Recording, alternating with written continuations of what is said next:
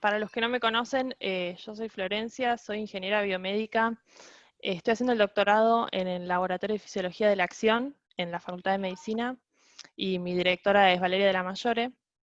Ahora les voy a contar un poco al principio de la charla. O sea, la idea es primero contarles un poco, ponerlos un poco en contexto en qué hace el laboratorio y después les cuento un poco más de los resultados del paper.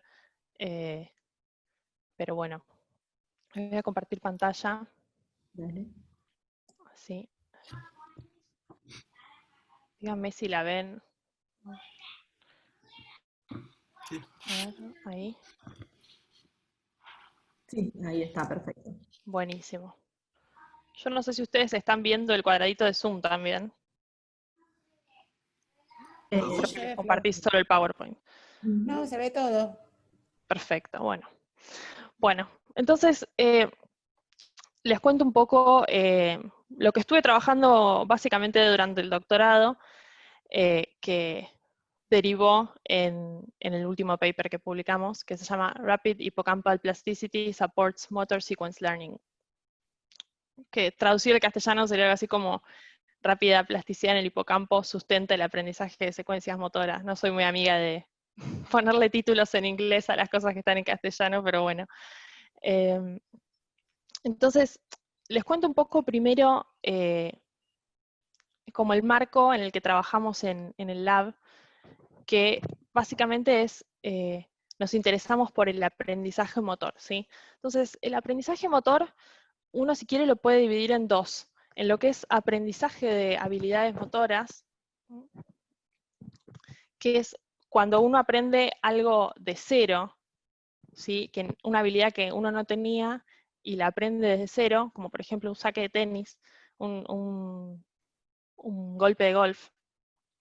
Y lo que es adaptación motora, que es uno ya tiene una habilidad y la tiene que recalibrar o adaptar a una nueva situación, un nuevo entorno que presenta variaciones. Digamos. Entonces, la idea es que cuando uno aprende una nueva habilidad, aprende un nuevo set de reglas motoras, por así decirlo, un nuevo mapeo motor, y cuando uno se adapta, lo único que hace es recalibrar un set de reglas que ya existen, ¿sí? Entonces, el ejemplo clásico sería, yo ya sé manejar, pero me subo a un auto que no conozco, entonces tengo que adaptar esa habilidad a un nuevo entorno que me presenta variaciones, ¿sí? Entonces, eso es básicamente lo que estudiamos en el laboratorio. O sea, el fuerte del laboratorio es más que nada la adaptación motora, pero bueno, con este trabajo nos metimos un poco en el aprendizaje de nuevas habilidades. Entonces, ¿cómo llevamos estos dos aprendizajes al laboratorio, a la situación del laboratorio?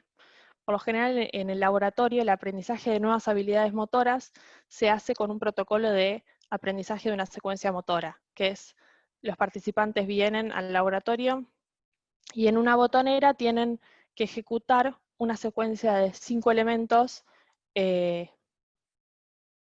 repetidamente, una X cantidad de bloques. Entonces, a medida que van ejecutando y que van pasando los bloques, los participantes van aprendiendo, se van haciendo más rápidos y van tecleando cada vez más rápido. Eso sería el aprendizaje de una nueva habilidad motora. En cuanto a la adaptación visomotora, en el lab lo que hacemos es un protocolo en el que los participantes usan un cursor, un joystick para llevar un cursor a distintos objetivos visuales que se presentan en pantalla. Entonces, inicialmente, ellos mueven el joystick y el cursor se mueve hacia donde movieron el joystick.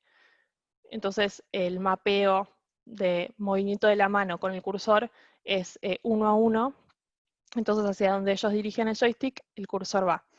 En algún momento del protocolo se introduce una rotación visual en el cursor, o sea que introducimos una rotación más o menos de 40 grados en la trayectoria del cursor. Entonces, a partir de ahí, el movimiento que el participante realiza con el joystick no se corresponde con el movimiento del cursor. Eso hace que se introduzca un error en la performance del participante, que si, a ver, esperen que les muestro con el puntero, que si ven acá, cuando uno introduce la perturbación, que en este caso era de 40 grados, el error va a ser de 40 grados. Y a medida que el participante recalibra su salida motora, de forma implícita, sin ser consciente de que lo está haciendo, va compensando esa perturbación que uno le puso, y va llevando su performance, su desempeño, ya casi a un nivel de cero error, o digamos como antes de introducirle esa perturbación. Entonces, esos son los dos protocolos que estamos trabajando actualmente en el laboratorio. ¿Sí? O sea, ¿alguna pregunta hasta acá?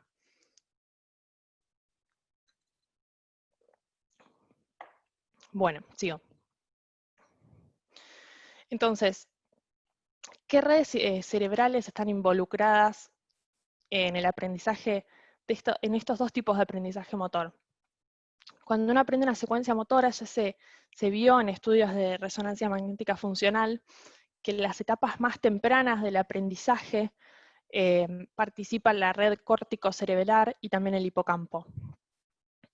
Y después, en las etapas más tardías del aprendizaje, y ya cuando esa memoria motora de la secuencia motora ya está consolidada, participa la red córtico-estriatal, que tiene que ver más con una estabilización de las memorias, que es independiente del sueño, y la red córtico-hipocampal, que ya se vio que tiene que ver con mejoras en el desempeño. O sea, toda esta red participa y produce mejoras en el desempeño motor que son dependientes del sueño. O sea, me voy a dormir y al otro día tengo una mejor performance por el solo hecho de haber dormido. Esto, Flor, perdón, sí, una pregunta de los tiempos, te iba a consultar. ¿Cómo sí, los entrenamientos son todos en el día? ¿Cómo lo diseñan eso? ¿Y cuándo, bueno, en qué parte participa el hipocampo, digamos, temporalmente hablando? por lo general en el aprendizaje de secuencias motoras, los papers que más, o sea, que más han trabajado esto, es una sesión de unos 15 bloques que dura, ponele 15 minutos, 20 minutos, depende de cuán rápido aprenda cada sujeto. Es, digamos, el paso del aprendizaje lo pone el sujeto. Cuanto más rápido seas, más corta es la duración de la sesión, pero son, por lo general, una sesión de unos 15 bloques de aprendizaje. ¿Sí?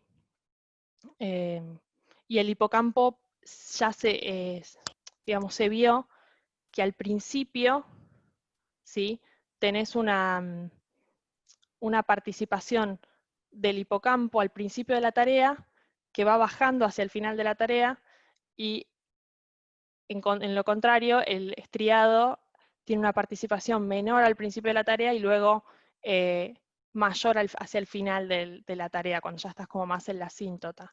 Pero a su vez el hipocampo vuelve a aparecer en etapas ya de consolidación dependiente del sueño. ¿Sí? Okay. No sé si contesté tu pregunta. O sea, tiene Sí. un rol al principio, cuando recién empezás, y después cuando ya estás consolidando esa memoria durante el sueño. Ok, genial, gracias. Bien. Y después, en cuanto a la adaptación visomotora, las redes que participan en la adquisición, durante la adquisición, son el cerebelo y la corteza parietal posterior, que eso ya está bastante estudiado. El cerebelo, por ser como la estructura que participa en la recalibración de la salida motora. Y después ya en la consolidación, se vio que participa toda una red que involucra el cerebelo, la corteza parietal posterior y la corteza motora primaria. ¿Sí? Entonces, esto es como para ponerlos un poquito en contexto de qué estamos hablando antes de saltar a los resultados del paper. Entonces, a partir de todo este conocimiento, digamos, a nosotros nos interesaba, o por lo menos en mi tesis, nos interesaba ver cuál es la plasticidad estructural que se produce durante o luego del aprendizaje motor. ¿Sí? Entonces, los trabajos en animales nos muestran que la plasticidad estructural, al contrario de lo que quizás tradicionalmente uno pensaría, puede ser un fenómeno que es bastante rápido y dinámico, ¿sí? Que se puede dar en una escala temporal entre horas y días, ¿sí? Entonces, por ejemplo, en roedores se vio tanto en una tarea símil adaptación motora en roedores, que es como con un rotarod con una velocidad que va cambiando o acelerado, como en una tarea símil aprendizaje de una nueva habilidad que es agarrar un pellet a través de como una endija.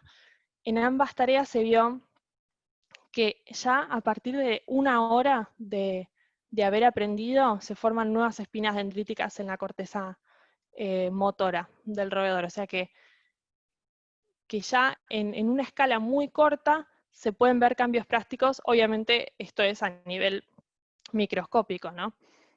Pero ya nos da la pauta de que es algo que ya se empieza a producir muy rápido luego de la sesión de aprendizaje.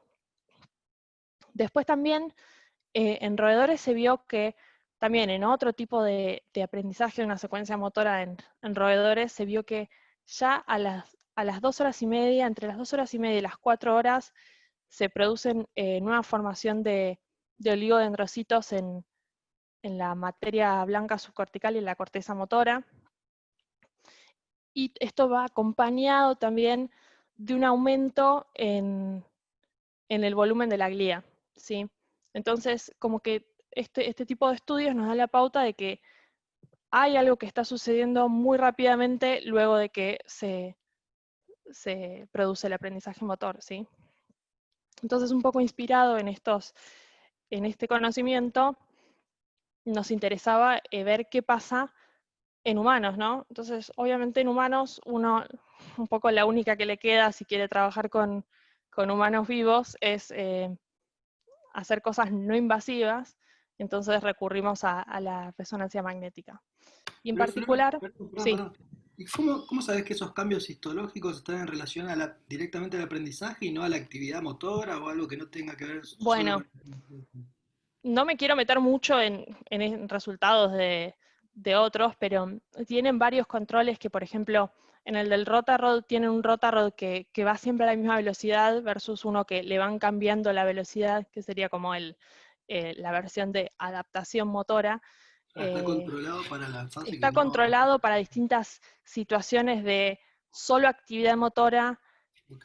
versus aprendizaje motor, ¿no? Habría que ir a ver, yo les dejé ahí las referencias, habría que ir a ver qué control hicieron en cada Dale, dale, estudio, pero perfecto. sí, Está controlado. está controlado, sí, sí. Eh, bueno, entonces un poco nos lleva a querer ver qué pasa en humanos, y en humanos la estructura cerebral, digamos, ya muchos los que trabajen con resonancia magnética lo saben, eh, ¿qué puede mirar en resonancia magnética? Puede mirar imágenes tipo T1 o T2, puede mirar difusión o puede mirar funcional, ¿no? Lo más clásicamente usado.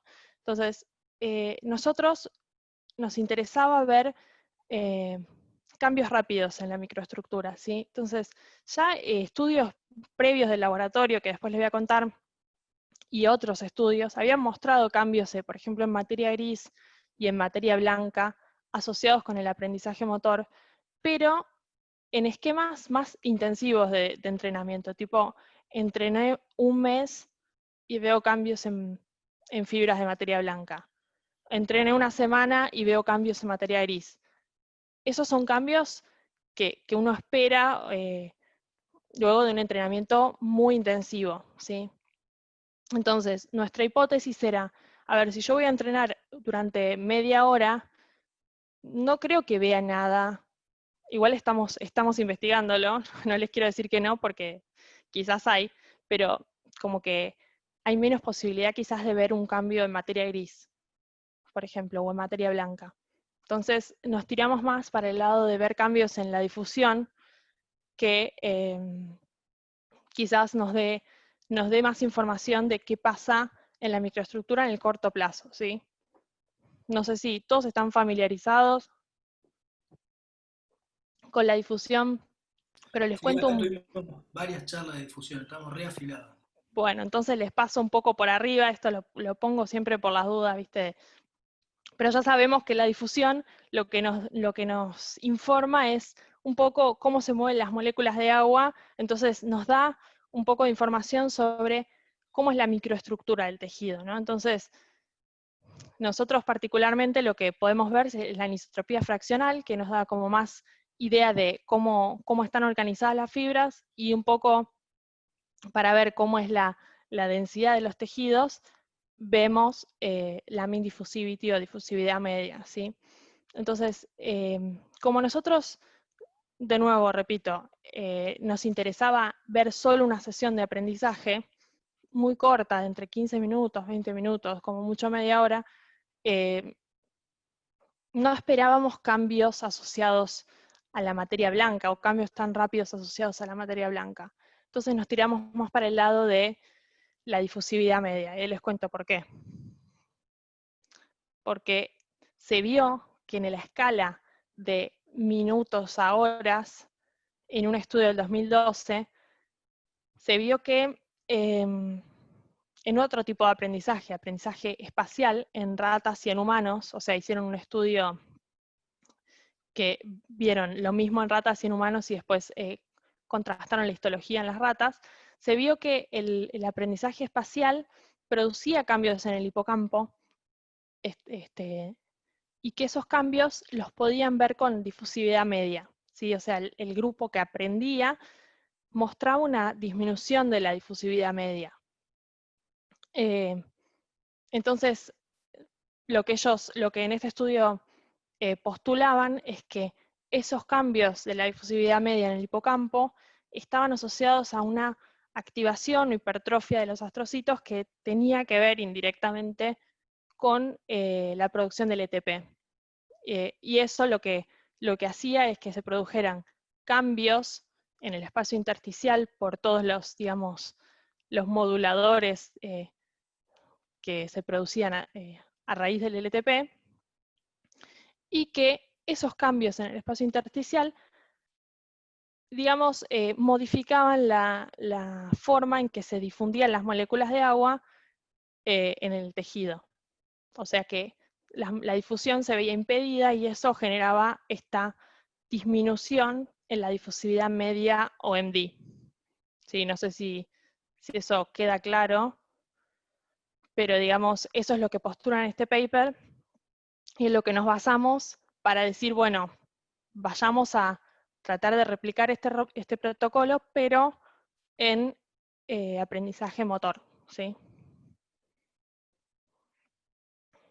Después, el tipo de cambios que uno puede ver con difusión ya en el término más de días o con un protocolo más intensivo en tiempo, es, como decíamos ya, más remodelación de mielina, reorganización de fibras que impactan en cambios en anisotropía fraccional. Por eso no nos interesamos nosotros tanto por esta medida, porque, de nuevo, solo queríamos ver cambios luego de una sola sesión.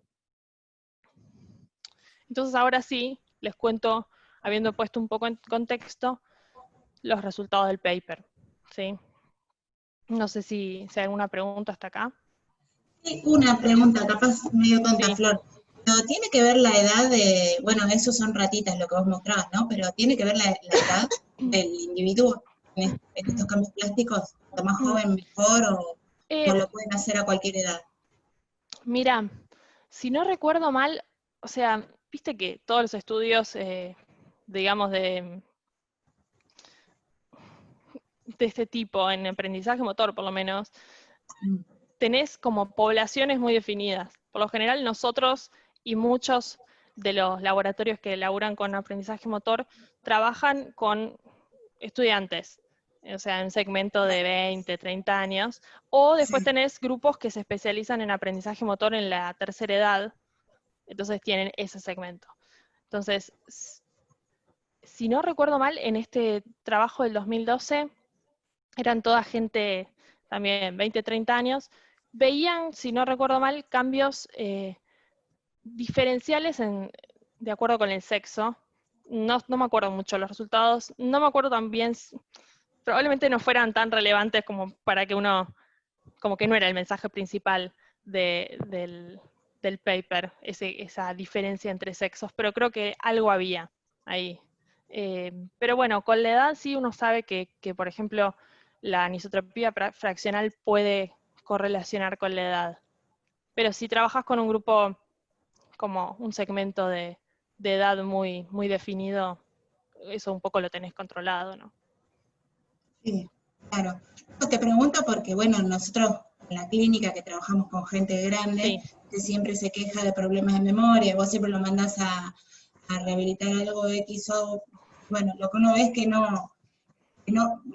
obviamente siempre es más fácil en alguien joven. Lo sabemos nosotros que queremos estudiar a los 50 y no estudiamos como a los 20. Pero bueno, ¿hasta dónde se puede llegar? Y si se puede llegar, porque eso también está bueno para saberlo y dejar de presionarlos o presionarlos más.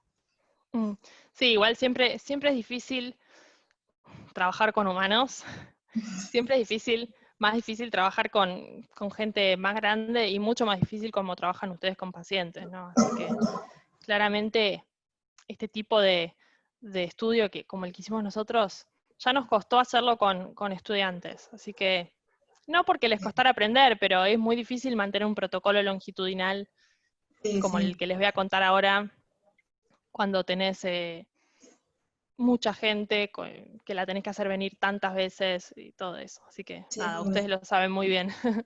sí, sí. Bueno, gracias, Alex. Bueno, les cuento un poco entonces el objetivo de este estudio. Era explorar un poco los aspectos, cómo los aspectos de la memoria motora de corto y largo término del aprendizaje de una secuencia motora impactan en la microestructura cerebral y evaluar cómo es el curso temporal de esos cambios microestructurales. Entonces, para eso diseñamos un protocolo en colaboración con colegas de Canadá y de Italia, en el que el protocolo era completamente longitudinal y completamente crossover, o sea que todos los sujetos pasaron por todas las etapas, ¿sí? Entonces, un sujeto venía al escáner y le hacíamos una sesión baseline de difusión, de resonancia. Luego de esa sesión de base, así el sujeto entrenaba, por ejemplo, el aprendizaje de una secuencia motora. Durante el aprendizaje de la secuencia motora adquirimos también imágenes funcionales. Esperaba, luego de haber terminado de aprender, esperaba 30 minutos y volvíamos a repetir la secuencia de difusión, ¿sí? Para tener como el correlato de corto término, la plasticidad microestructural de corto término. A las 24 horas volvía y le volvíamos a repetir otra sesión de difusión, y luego de esto volvía a hacer la tarea, en este caso el aprendizaje de la secuencia motora, como para tener un test de la retención de la memoria a las 24 horas. Ese sujeto se iba a la casa y a la semana siguiente volvía. Y volvía a repetir todo el mismo protocolo, pero ahora con una tarea control. La tarea control era una tarea control para actividad motora, pero no aprendizaje, ¿sí? Durante el control no escaneamos actividad funcional durante la tarea. Entonces, bueno, ese es más o menos el protocolo que seguimos. Sí, lo que hicimos fue contrabalancear el orden de las tareas entre los sujetos, ¿no? O sea, un grupo de sujetos primero hacía la tarea de aprendizaje de la secuencia motora y a la semana siguiente el control, y otro grupo hacía primero el control y luego la tarea de aprendizaje de la secuencia motora. ¿Sí? Entonces, ese es el protocolo que usamos. No sé si hay alguna pregunta. ¿Siempre con la mano derecha del aprendizaje? Es con la mano izquierda que se hace el... tradicionalmente, o sea, nosotros nos metimos en este campo para este estudio, pero todos los trabajos que que hacen aprendizaje de secuencia motora, por lo general lo hacen con la izquierda, porque con la derecha si no es muy fácil, porque uno está muy acostumbrado a teclear con la derecha. Entonces, de hecho nosotros tratamos de replicar este estudio luego con la mano derecha y no vimos nada. No, te pregunto porque después me interesa en relación Sí. con la lateralidad del hipocampo, que leí un par de papers que usan la mano que después evalúan, hay cierta conectividad con el hipocampo del lado de la mano que usan, no sé si tiene algún Bueno, sustento. no sé, en realidad en los estudios funcionales, por lo general lo que se ve es bastante bilateralidad del hipocampo.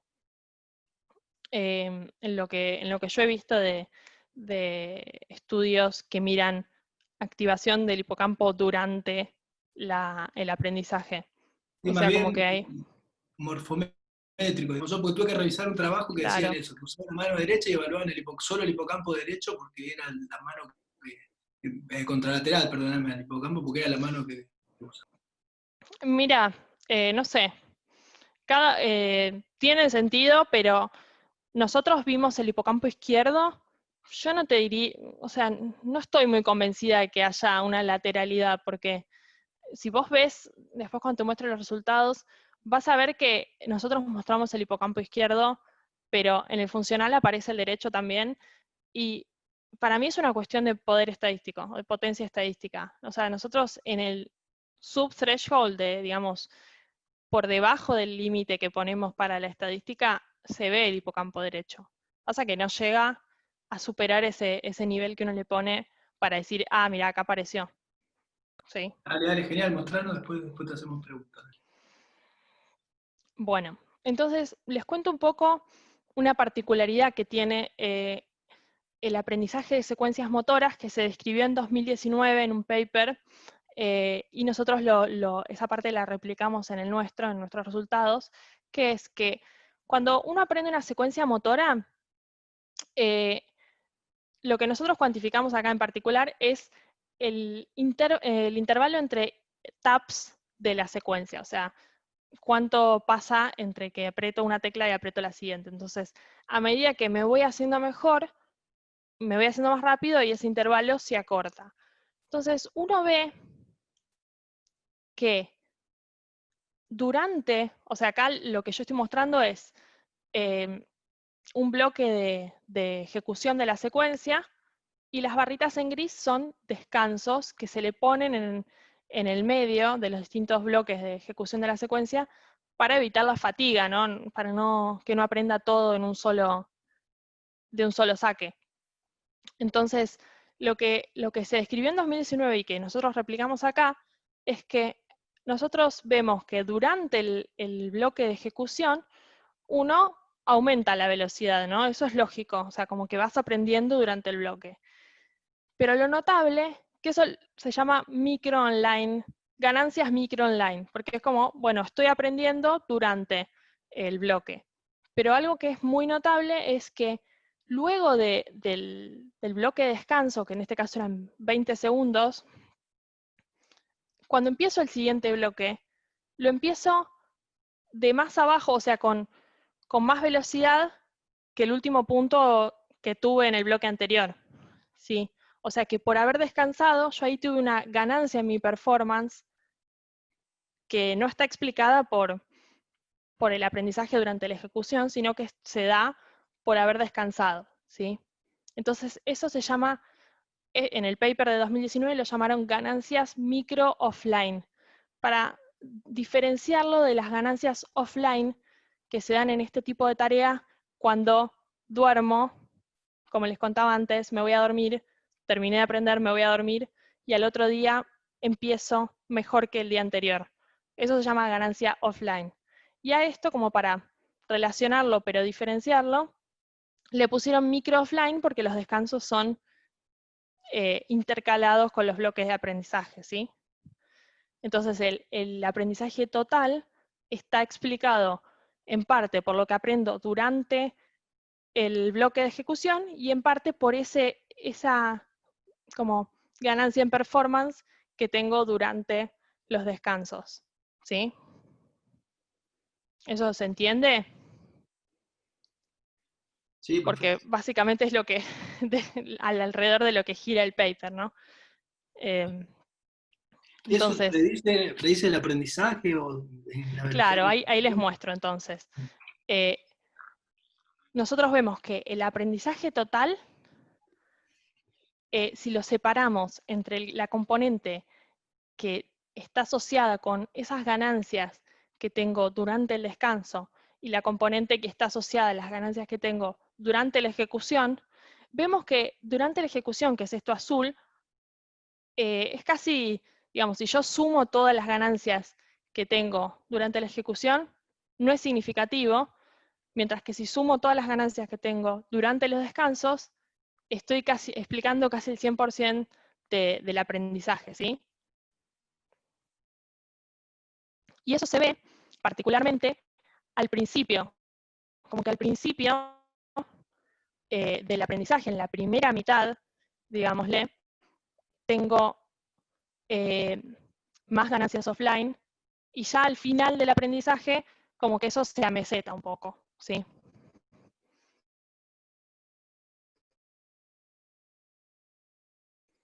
Entonces, sí vemos que el aprendizaje está explicado principalmente por esos saltos de performance que tengo durante los descansos, y no tanto por la ganancia durante la ejecución en sí. Y vemos sí que acá, cuando comparo etapas tempranas del aprendizaje, que era un aprendizaje de 15 bloques, lo dividimos en los primeros 7 y los últimos 7, cuando miro los primeros 7 bloques, que es la etapa temprana, tengo mayor cantidad de ganancias offline que si ya me voy a la etapa tardía, donde ahí cae un poquito, y es lógico porque sea meseta, ¿no? El aprendizaje. Entonces ya como que no tengo tanto lugar para seguir mejorando al final del aprendizaje. ¿Esto se entendió? Sí, o sea que aprendés al principio y si no andás, no andás. O sea, ya con la primera parte. Es que en general siempre donde uno tiene más lugar para aprender es al principio. Después vas aprendiendo incrementalmente hasta que llegas a un plató. Eso en adaptación motora también se da. Entonces sí es lógico que al principio esas ganancias que hay en los descansos sean más marcadas que hacia el final. Uy, tengo que conectar. Perdón, me estoy por quedar sin batería.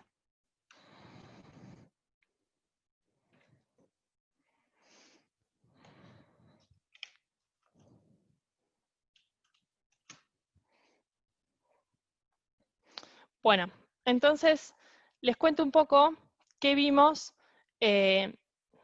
cuando miramos la activación funcional durante la tarea de aprendizaje de la secuencia. Entonces, durante los bloques de ejecución, vemos obviamente activación en el cerebelo, en la corteza motora y en el estriado. Son todas las regiones que yo les mencioné antes y que están súper caracterizadas para este tipo de tarea de aprendizaje de una secuencia motora.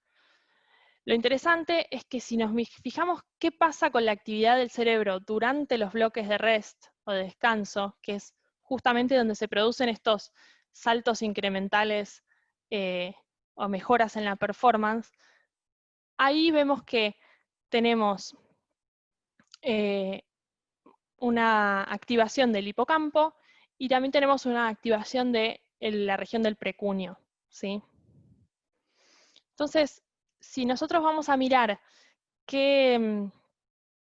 cómo están conectadas estas dos regiones, el hipocampo y el precuneus, durante el aprendizaje, lo que hicimos fue correlacionar la señal de hipocampo y el precuneus para todos los bloques de descanso y de tarea para todos los sujetos. Eso lo hicimos con esta correlación de medidas repetidas, y vemos que durante todos los bloques están súper conectados el hipocampo con el precuneus. Y a su vez vemos algo que nos pareció muy interesante, es que la actividad tanto en el hipocampo como en el precuneus es mayor en los bloques tempranos que los bloques tardíos. O sea que el mismo patrón que yo veía en la parte comportamental, en los micro offline gains, que es que al principio tenía más ganancia offline y hacia el final menos, se replica ese patrón acá en la parte funcional, tanto en el hipocampo como en el precunio. Tengo más actividad durante el descanso en bloques tempranos que en bloques tardíos, ¿sí? Flor, ¿y hay una anticorrelación con las áreas de las áreas motoras o no se estudió eso? No lo vimos nosotros, pero sí hay un paper del grupo de Doyon que mira eso que te contaba hoy al principio de la charla, que es que ven que en el estriado y el hipocampo tienen como una actividad inversa. O sea, al principio tengo más actividad en el hipocampo y hacia el final va decayendo, y al revés con el estriado. Tengo menos actividad en el estriado y después va subiendo a medida que voy aprendiendo. Eso sí se vio. Nosotros no correlacionamos, no hicimos esa correlación en este estudio. Okay. Bien, entonces, como veíamos que este patrón de comportamiento y de actividad funcional era bastante similar, de más magnitud hacia el principio de la tarea que hacia el final, lo que hicimos fue correlacionar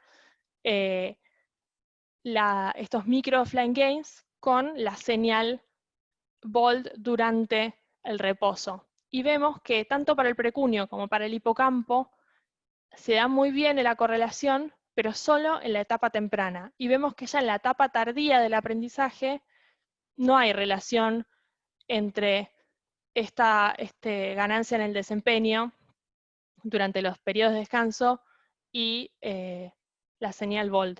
Como que se va diluyendo ese efecto y es más fuerte solo durante la etapa temprana del aprendizaje, ¿sí?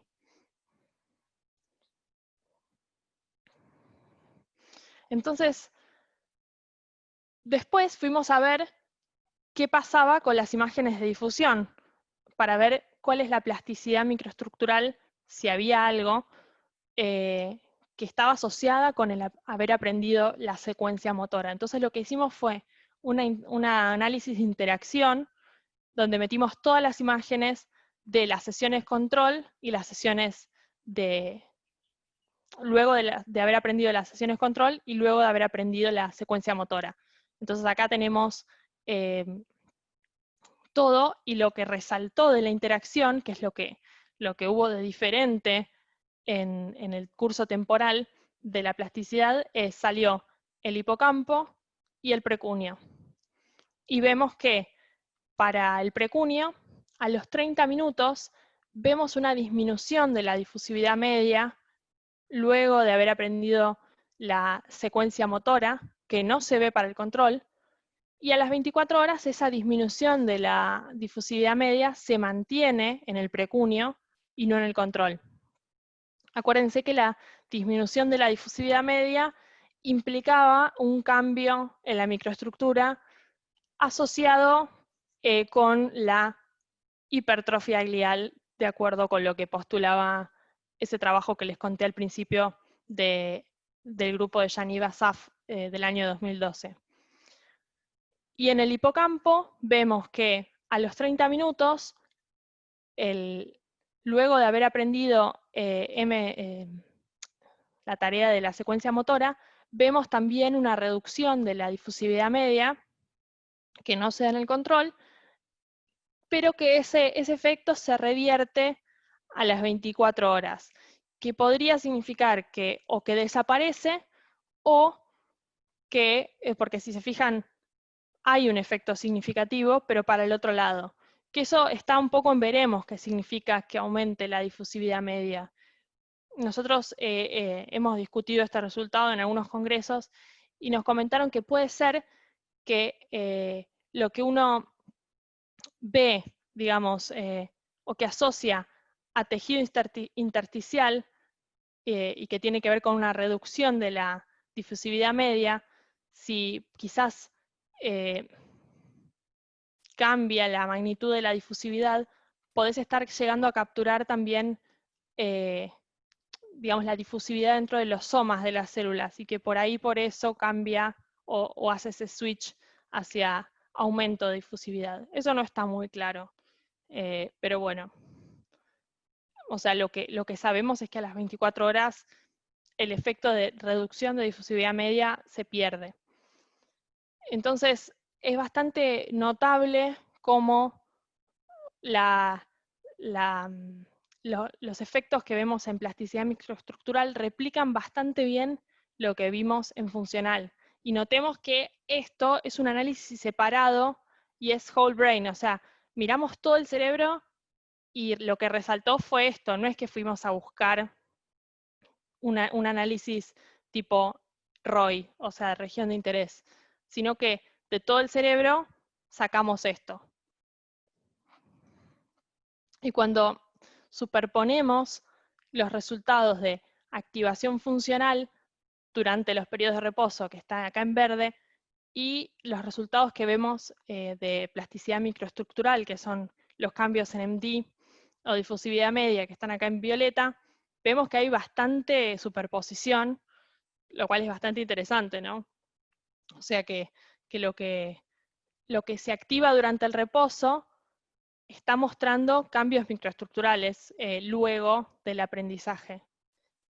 Y lo que vemos también acá es que en hipocampo en particular, los sujetos que tienen más activación durante el reposo muestran también mayor cambio en la difusividad media a la media hora de haber aprendido. O sea, esta correlación es medio borderline, pero se ve que hay una tendencia entre, o sea, mayor actividad funcional en el reposo y luego mayor plasticidad microestructural media hora luego del aprendizaje. ¿Sí? ¿Y no tiene un efecto de lateralidad ahí? ¿No está más del lado izquierdo? La parte Está más del lado izquierdo, pero como te decía, fíjate, acá hay un mini puntito verde, que significa que el hipocampo derecho apareció en el funcional. Si ves el mapa funcional sin umbralizar, o sea, todos los resultados que quedan por debajo del threshold estadístico, se ve que hay algo, pero que por ahí no le alcanza el power a potencia estadística. Pero la difusión, la MD sí es bien lateralizado, ¿o también pasa lo Sí, mismo? pero de nuevo, por debajo, si vos ves los resultados sin corregir, aparece el lado derecho. Pasa que no puedes decir que es significativamente, estadísticamente significativo. Pero bueno, viste, uno siempre tiene que poner el corte estadístico. Todo lo que está por debajo te lo perdés. Nosotros vimos varias estructuras asociadas con áreas que participan o que están más relacionadas con la parte motora, como cerebelo, como corteza parietal. Había algunos clústeres chiquitos también en el estriado, pero todo eso nos quedó por debajo del umbral estadístico. Entonces, o sea, esa es una pregunta interesante, ¿no? Que vos decís, bueno, a ver, me estás mostrando que se prenden un montón de regiones motoras durante la adquisición, que son las que están también llevando a cabo, haciendo que se lleve a cabo el aprendizaje, y no tienen nada que ver, o no aparece plasticidad microestructural en esas regiones. Sí. Claro, parece que es como un sistema, ¿no? Y que la parte del sistema que más estadísticamente responde es lo que vos encontrás. Exactamente, pero no significa que no estén. O sea, nosotros las vimos, pero por debajo del umbral estadístico. Entonces, bueno, no podemos decir que están, pero están por ahí. No las podemos reportar en un paper. Sí, claro, claro. Por ahora hay que ver con otro análisis.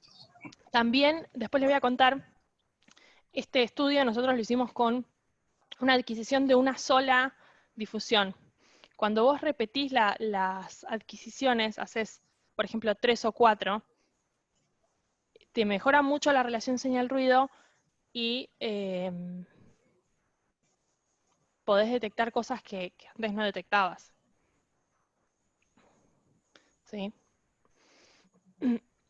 Bueno, entonces, un poco para ir cerrando, las conclusiones del trabajo son que el hipocampo estaría participando en una especie de reactivación de las memorias durante los periodos de descanso, ¿sí?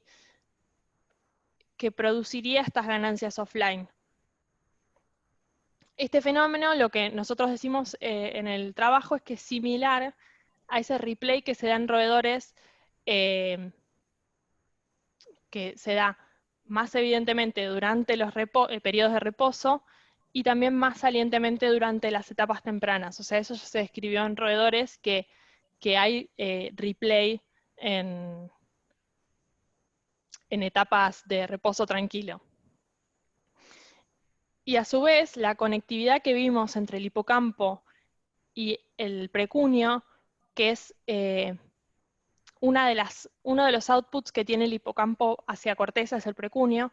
Entonces, la conectividad entre esas dos regiones sugiere que están esas dos regiones interactuando durante el aprendizaje y que quizás son las que llevan adelante o hacen que se produzcan estos cambios microestructurales que vemos a los 30 minutos luego de finalizado el aprendizaje. Que eso se había visto para memoria declarativa, que por ejemplo hay plasticidad en el precunio en corto término, pero no se había visto para memorias procedurales como es la memoria motora. Entonces, esto pone como un poco en el tapete las diferencias que se suelen hacer entre memoria declarativa y memoria, o el sistema de memoria declarativa y el sistema de memoria procedural. Por lo general se ponen como dos cosas distintas y bueno, se asocia mucho al hipocampo más a las memorias declarativas, y acá vemos que también tiene un rol muy, muy importante en las memorias procedurales, ¿no? Entonces, bueno, un poco eso, ¿no? Que los resultados que vemos funcionales y estructurales nos sugieren que esta misma red que se activa o se reactiva durante el reposo es la que experimenta plasticidad microestructural, ¿sí? Genial, buenísimo, Flor. Felicitaciones. Les cuento un poco ahora, como para cerrar 2 minutos, hacia dónde está yendo el lab a raíz de estos resultados, que es tratar de ver qué pasa con la adaptación motora, que es otro tipo de aprendizaje motor, que es mucho más sutil porque tengo que recalibrar algo que yo ya sé. Entonces no es que tengo que aprender algo de cero, sino que es solamente recalibrar. Y nosotros en el laboratorio en el 2011 ya había visto que en un esquema de aprendizaje intensivo, que era entrenar durante una semana, la adaptación visomotora producía aumento en la materia gris y en la anisotropía fraccional en la corteza motora primaria, en todo el tracto córtico espinal, que estaba relacionado con estos cambios con el desempeño en la tarea. O sea que sabemos que algo hay. Lo que pasa es que este esquema era un esquema de entrenamiento de una semana, como les decía. Entonces, como les decía al principio de la charla, es más esperable o hace más probable que uno encuentre cambios estructurales con un aprendizaje tan intensivo. Entonces la idea fue repetir el esquema de este paper, o sea, escanear con difusión antes, 30 minutos después y 24 horas después del aprendizaje de adaptación motora, y ver qué pasaba. Nosotros, durante la adquisición de imágenes de lo que hicimos en el estudio que se publicó, habíamos incorporado también la adaptación motora y no vimos nada. Entonces, lo que hicimos fue replicar el estudio solo para el grupo de adaptación motora y agregarle más, como les comentaba antes, agregarle más sesiones de difusión. O sea, en vez de adquirir una sola imagen, adquirimos 3 o 4, ahora no me acuerdo, creo que eran 3. Sí, 3. 3 imágenes de difusión, que luego en el postprocesamiento se combinan y hace que tengas mejor relación señal-ruido. Entonces, por eso decía que cuando uno tiene mejor señal, aumenta la potencia estadística. Entonces, vemos cosas que antes con una sola adquisición para adaptación visomotora no habíamos visto nada. Y entonces para adaptación visomotora vemos una disminución a los 30 minutos de la difusividad media en el cerebelo, que correlaciona muy bien con la retención de la memoria de la adaptación motora a las 24 horas. También vemos este cambio microestructural en la corteza parietal posterior, ¿sí? Que también es una región que está bastante asociada con la adaptación motora, y vemos que aparece el hipocampo, que a pesar de que esta es una tarea muy implícita, muy no consciente, tenemos al hipocampo, que tiene esta plasticidad microestructural a los 30 minutos, y que también los cambios en el hipocampo a la media hora se correlacionan muy bien con el nivel de retención que tienen los participantes a las 24 horas. O sea que esta es la dirección que estamos tomando ahora, y se están haciendo los controles para este estudio, ver otras variantes del protocolo de adaptación motora, cómo impactan en la microestructura. ¿Sí? Y ahí sí termino. Sofi, está bien, pero tampoco lo tires abajo el trabajo de 2011, se hizo un resonador de 1,5, no hagas trampa tampoco. No lo tiro abajo.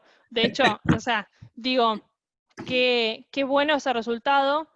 Claro. Está buenísimo. Vieron, o sea, súper bien marcado la corteza motora primaria y todo el tracto que está por debajo, pero teniendo en cuenta que, bueno, como decís vos, era un resonador mucho menos potente, y también teniendo en cuenta que habían entrenado 7 días, entonces eso aumenta la probabilidad de que si hay algo lo veas. Que yo creo que con una sesión sola es más difícil de ver, por ejemplo, materia gris o anisotropía fraccional. Eso nosotros, los datos los tenemos, porque en este estudio yo les conté la parte de difusión, pero también adquirimos T1, T2 y T1 cuantitativa. Entonces, esos datos se están analizando, pero le metíamos más fichas a la data de difusión porque teníamos antecedentes de que con una sola sesión de entrenamiento y en el corto plazo se habían visto cosas en aprendizaje espacial. Genial. Pablo, ¿querés hacer una pregunta? Cuando quieras. Yo también tengo, después. Dale. Sí, digan. Mariana, si querés, yo después la... Dale, Pablo, dale.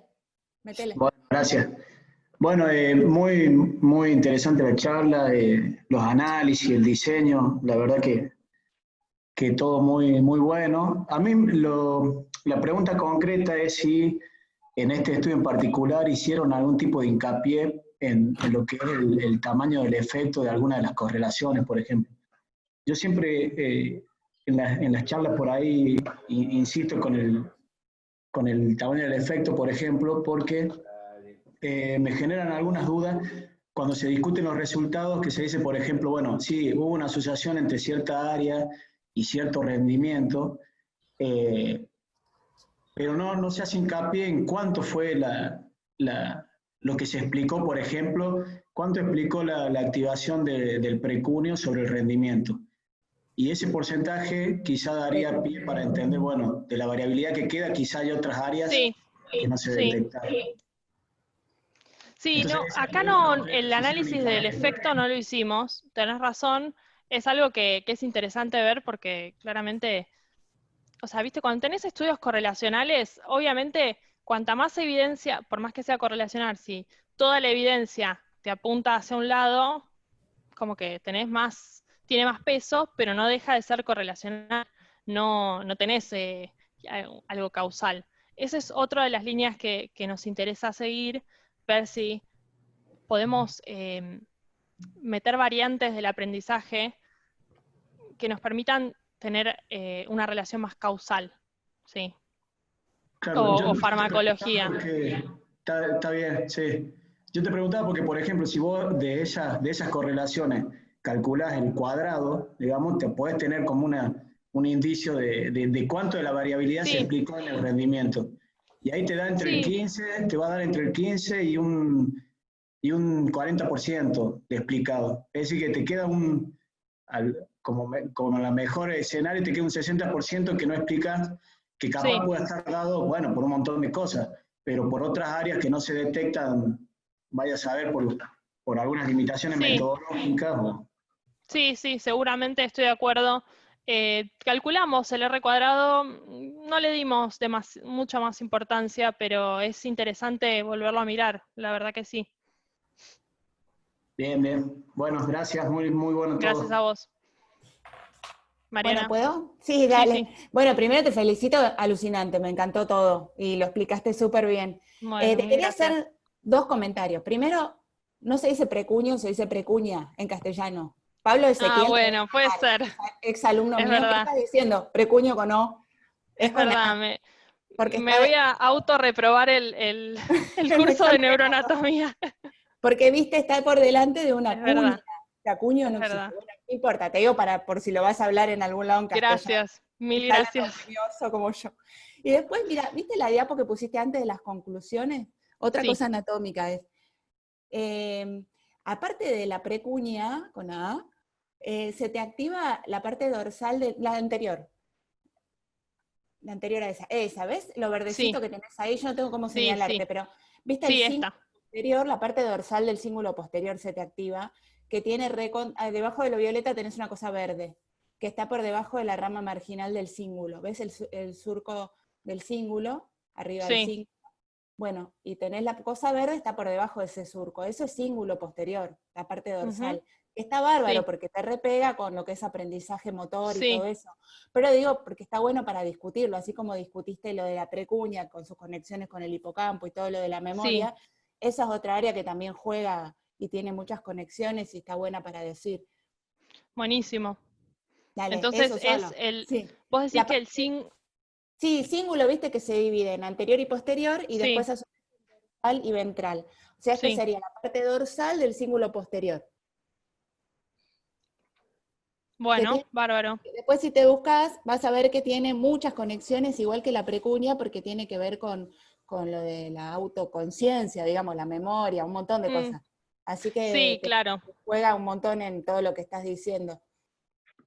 Buenísimo, para tenerlo en cuenta para cuando Para escriba la la tesis. próxima. Todo Sí, lo sí, que me decís me sirve porque, viste que pasar de traducir de términos que por ahí uno leyó en inglés a a cosas castellano. que Sí, tenés que después escribir en castellano, bueno, sí, bueno, claramente ahí le cualquier cosa, pifié y me sirven para escribime. cuando escriba la tesis.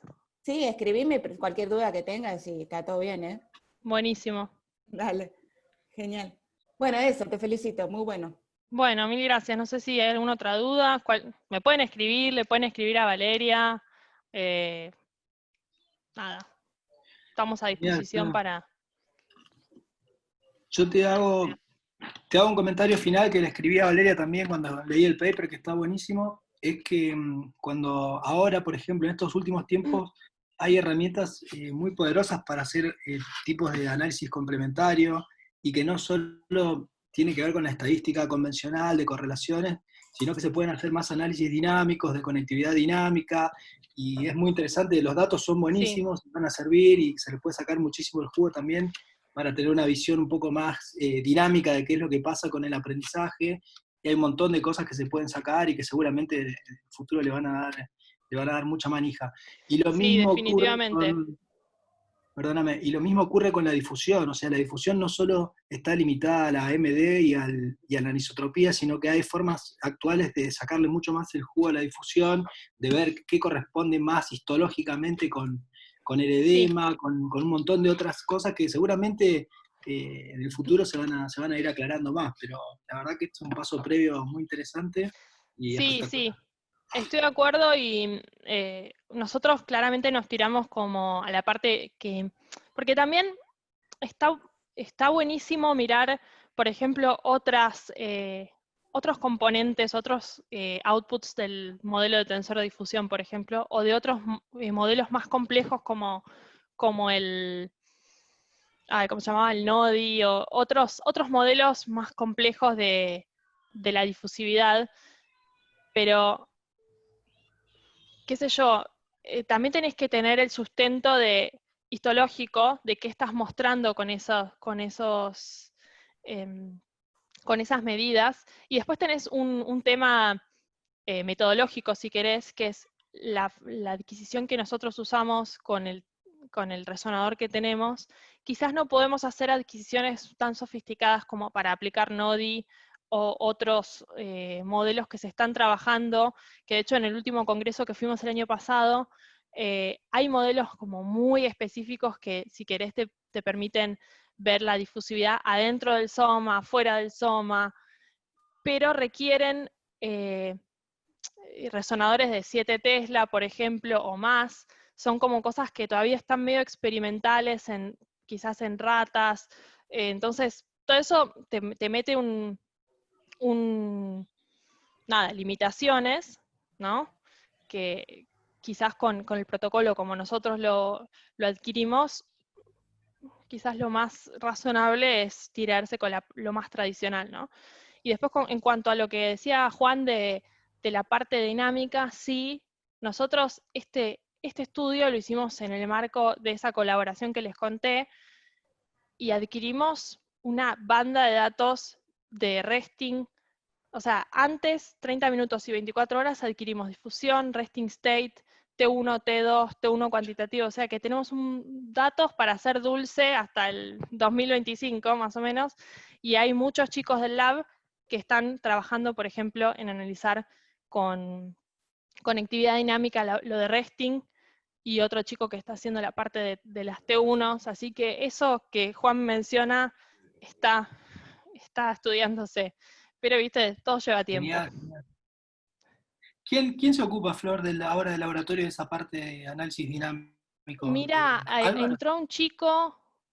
Álvaro de Gliese. Álvaro, sí. Y después están los chicos de Rosario, que también están colaborando con él, sí. Patricio, sí, sí. Patricio y Guido. Hay unas herramientas espectaculares, que fue lo que le comenté a Valeria, que no solo miden correlaciones puntuales, perdón, que hay herramientas nuevas que no solo correlacionan áreas puntuales, sino que hacen correlaciones entre los distintos sistemas. O sea, por ejemplo, el default mode, que acá parece tener una participación, Sí. sobre todo en los nodos, en las áreas del precuño y el cíngulo posterior que dice Mariana. Estaría bueno ver qué pasa a nivel de cómo interactúan los sistemas, porque se sabe que ese es un sistema, no son áreas aisladas. Tal Y esa cual. relación que ocurre a lo largo del tiempo y qué vinculación tiene con el aprendizaje, son datos súper interesantes que están en tus datos y seguramente se puede sacar. Estoy de acuerdo.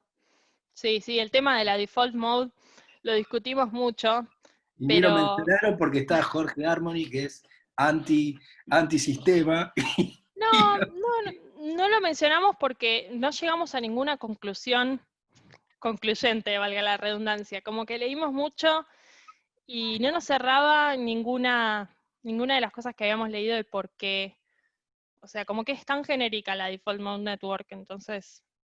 Bueno, pero lo que está publicado, por ejemplo, es que hay una anticorrelación, por eso te preguntaba, entre los sistemas motores, o sea, área somatosensitiva primaria, Sí. y el default mode. Cuando uno hace una tarea de task o de actividad, se deprime el default mode. Y bueno, probablemente en esta interacción haya algún juego en el aprendizaje y que dependa de esa interacción. Y de hecho hay correlaciones interesantes con las desactivaciones del default mode y un montón de tareas. No sé si de aprendizaje no estoy actualizado. Bueno, de eso pasa que en los reposos que tenemos nosotros, al ser de 20 segundos, no sé cuánta información puedes sacar, pero sí tenemos data de resting antes de la sesión de aprendizaje a los 30 minutos y a las 24 horas. O sea que algo de ese análisis supongo que Álvaro va a encarar. Genial, sí, eso. Sí. La interacción se puede medir antes y después del aprendizaje y ver si hay diferencias en esa interacción. Sí.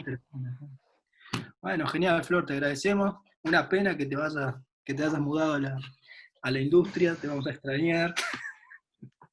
Es la vida.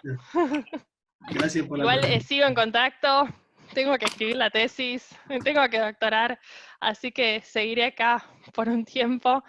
Y bueno, siempre, como decía, este dataset tiene muchísimo potencial, así que voy a seguir en contacto con todos los chicos que estén sigan laburando con estos datos porque hay un montón para hacer. Y todo lo que puedo aportar yo desde mi lado, seguramente lo voy a hacer. Así Genial. que, bueno, mil gracias por recibirme, mil gracias por los feedbacks. Y bueno, cualquier consulta, cualquier cosa que haya quedado pendiente o que les interese profundizar, ya saben, me pueden contactar a mí, la pueden contactar a Vale, como quieran. Dale, genial, Flor. Muchas gracias a vos por darnos la presentación. Bueno, mil gracias. Buen día a todos. Chau, chau. Saludos. Chau, chau.